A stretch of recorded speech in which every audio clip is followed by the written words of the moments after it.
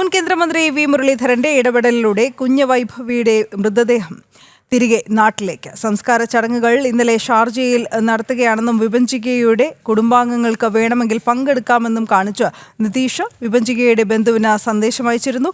ഇതോടെ വിഭജികയുടെ അഭിഭാഷകൻ മനോജ് കുമാർ വി മുരളീധരന്റെ സഹായം തേടുകയായിരുന്നു.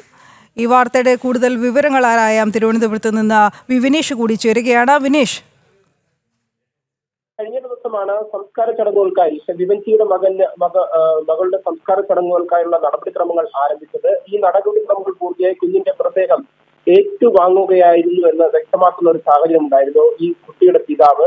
പക്ഷേ നിലവിലെ സാഹചര്യത്തിൽ കുടുംബം, പ്രത്യേകിച്ച് വിവൻസിയുടെ കുടുംബം, ഒരു കാരണവശാലും ഈ പിതാവിന് കുഞ്ഞിന്റെ ഭൗതിക മൃതശരീരം വിട്ടുകൊടുക്കാൻ സാധിക്കില്ല എന്ന നിലപാട് സ്വീകരിച്ചു. നാട്ടിലേക്ക് എത്തിക്കണം എന്ന നിലപാട് പല ഘട്ടങ്ങളായി പല സഹായങ്ങൾ പലതരത്തിലുള്ള സഹായ അഭ്യർത്ഥനകളും നടത്തുന്ന ഒരു സാഹചര്യമുണ്ടായി. ഇത് ഫലം കാണാതെ വന്നതോടെയാണ് വിഭജിയുടെ അഭിഭാഷകൻ അഡ്വക്കേറ്റ് മനോജ് കുമാർ മുൻ വിദേശകാര്യ സഹമന്ത്രി വി മുരളീധരനോട് സഹായം തേടുന്ന ഒരു സാഹചര്യമുണ്ടായി. ഉടനെ തന്നെ വി മുരളീധരൻ വിഷയത്തിൽ ഇടപെടുന്ന ഒരു സാഹചര്യം. വി മുരളീധരൻ നേരിട്ട് ഉടനെ ദുബായിലെ എംബസിയുമായി, കൗൺസിൽ ജനറലുമായി അപ്പോൾ തന്നെ ബന്ധപ്പെട്ടു.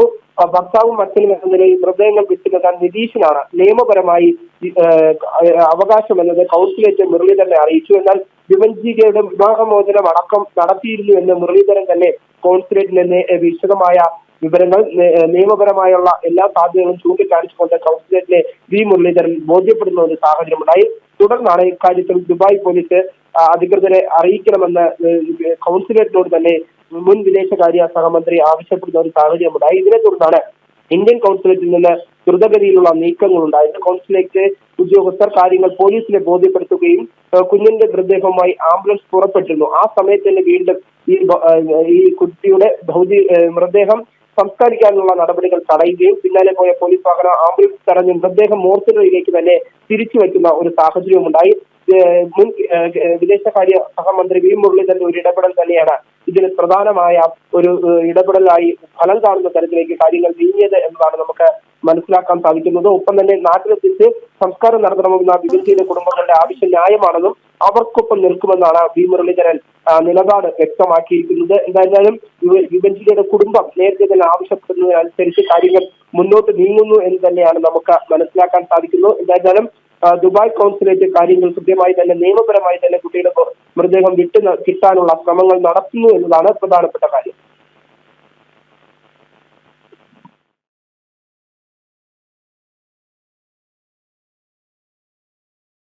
ശരി വിനീഷ്, ഇനി മറ്റു നടപടിക്രമങ്ങൾ എന്തൊക്കെയായിരിക്കും എന്നതിനെ കുറിച്ച് എന്തെങ്കിലും വ്യക്തതയുണ്ടോ നമുക്ക്?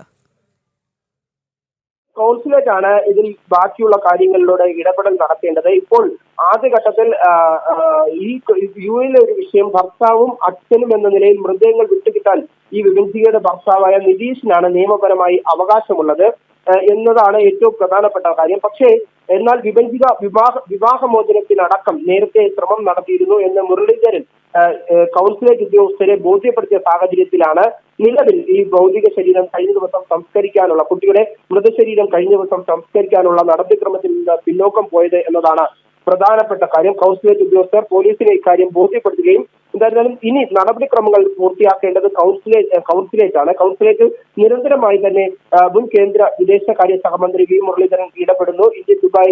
ഇന്ത്യ ദുബായ് കൗൺസിലേറ്റിലാണ് അദ്ദേഹം കാര്യങ്ങൾ ധരിപ്പിച്ചിട്ടുള്ളത്. കൗൺസിലേറ്റ് ഉദ്യോഗസ്ഥർ ദുബായ് എംബസിയുമായി, അവിടെയുള്ള ഉദ്യോഗസ്ഥരുമായി നടപടിക്രമങ്ങൾക്കായി ചർച്ച നടത്തുന്നു. ഇതിന്റെ മറ്റു നടപടിക്രമങ്ങൾ പൂർത്തീകരിക്കാനുള്ള ഇടപെടൽ നടത്തുന്നു എന്നാണ് നമുക്ക് മനസ്സിലാക്കാൻ സാധിക്കുന്നത്.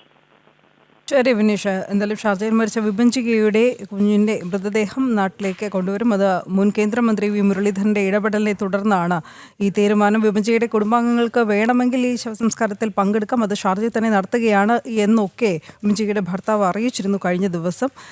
കുഞ്ഞ് വൈഭവിയുടെ മൃതദേഹം അങ്ങനെ തിരികെ നാട്ടിലേക്ക് തന്നെ എത്തുകയാണ്. ഈ വിഷയത്തിൽ ഇടപെട്ടിരുന്നത് മുൻ കേന്ദ്രമന്ത്രി കൂടിയായ BJP നേതാവ് വി മുരളീധരൻ.